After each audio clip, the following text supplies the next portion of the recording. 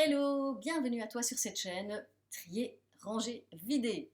Je m'appelle Valérie et j'aide les personnes qui souhaitent mettre de l'ordre dans leurs affaires et dans leur vie aussi. Aujourd'hui, nous sommes dans la troisième vidéo du défi, une vidéo par jour pendant 30 jours. Et aujourd'hui, je vais te parler du désordre. Alors, tu te dis que tu n'as peut-être pas vraiment envie d'entendre parler du désordre, puisque tu n'en veux sans doute plus. Mais pourtant, il va être justement intéressant d'en parler. J'aime bien cette phrase qui dit « Il faut connaître son ennemi pour mieux le combattre ». Et puis, en toute logique, l'ordre et le désordre, c'est un petit peu comme les deux faces d'une même pièce.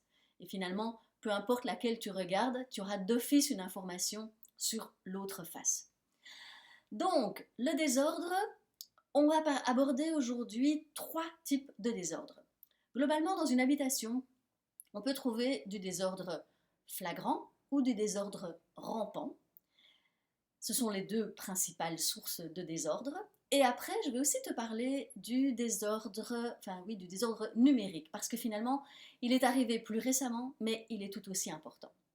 Donc, commençons par le désordre flagrant. Eh bien, comme son nom l'indique, c'est du désordre qui est visible, c'est-à-dire c'est tout ce qui va traîner sur les surfaces, sur le sol, c'est simplement tout ce que l'on voit quand on est dans une habitation, quand on est quelque part, c'est tout ce que l'on voit. Par rapport à ce désordre, quelles sont les solutions? Il y a surtout 2 aspects qui sont importants. Le premier, c'est de se rappeler que chaque objet doit avoir une place définie. Parce que si justement les objets n'ont pas de place définie, eh bien, on risque de les laisser traîner n'importe où, puisqu'on ne sait pas où les mettre, donc ils restent là où ils sont. Donc il faut vraiment définir un endroit, chaque objet à sa place. L'autre aspect qui peut être difficile, la deuxième chose, c'est les objets qui sont difficiles à ranger. Imaginons que pour ranger un ustensile que tu utilises de temps en temps, tu aies besoin de monter sur une échelle, d'aller ouvrir une armoire, de peut-être retirer quelque chose qui est dans le chemin et aller ensuite le déposer. Donc non, ça c'est trop compliqué pour quelque chose que tu utilises régulièrement. Donc pour accéder aux objets que tu utilises en tout cas fréquemment, eh bien retiens qu'il faut généralement maximum 2 gestes pour y accéder. Dans ce cas-là, c'est ok, ce sera assez facile de re-ranger ce qui a été sorti pour son utilisation. Ça, c'est pour le désordre flagrant. Maintenant, le désordre rampant. Celui-là, eh bien, c'est du désordre qui est invisible, c'est-à-dire il est plutôt caché. C'est celui qu'on va trouver dans les armoires, dans les placards, dans les caves, dans les garages.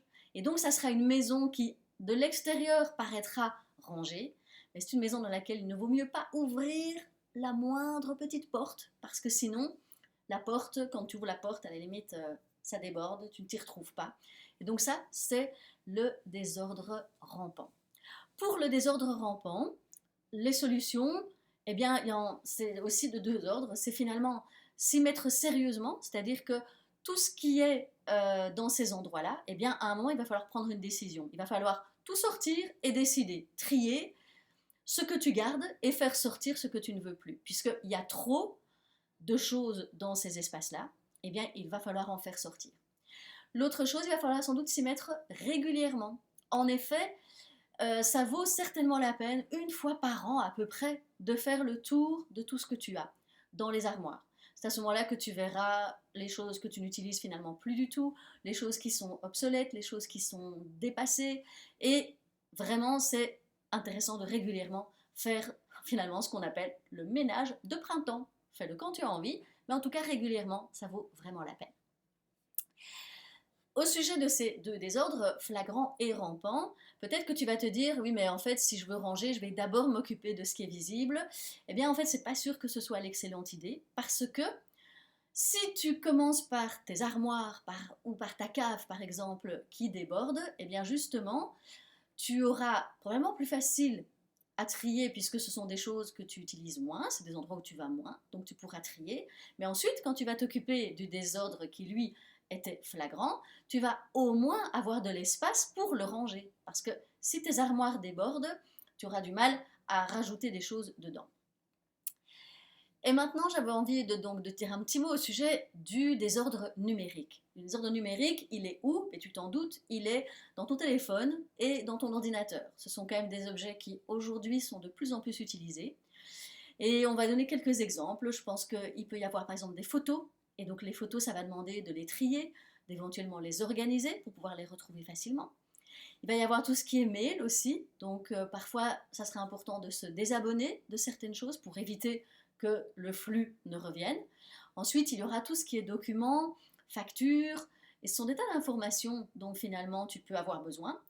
Et cela, eh bien, il va falloir finalement créer des dossiers et pouvoir les ranger pour pouvoir les retrouver de manière pratique plus tard.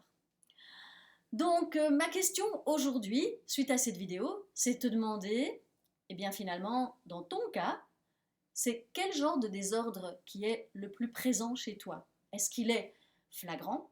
Est-ce qu'il serait rampant? Ou est-ce qu'il est plutôt numérique? Donc n'hésite pas à me mettre ça en commentaire, comme ça me ferait plaisir de savoir déjà que toi tu te seras posé la question, tu auras regardé un peu de plus près ta situation, et comme ça tu verras, ça pourra t'éclairer en te disant ok, en fait si j'ai quelque chose à faire, à ranger, eh bien je peux commencer par tel ou tel endroit. Alors je te dis déjà que demain, dans la prochaine vidéo, eh bien, nous allons encore parler du désordre, mais cette fois-ci, nous allons parler des causes du désordre. Parce que finalement, on va aller beaucoup plus dans les racines, dans les origines, parce que c'est essentiel pour éviter que le désordre ne revienne. C'est de comprendre comment on en est arrivé là. Donc, je te laisse. Dis-moi donc en commentaire quel est le désordre qui est le plus présent et auquel tu as envie de remédier. Et pour terminer, je te dis que soit tu subis, soit tu choisis. Donc ton désordre, soit tu le subis, soit tu le choisis. Je te dis à demain pour la prochaine vidéo. Bye bye.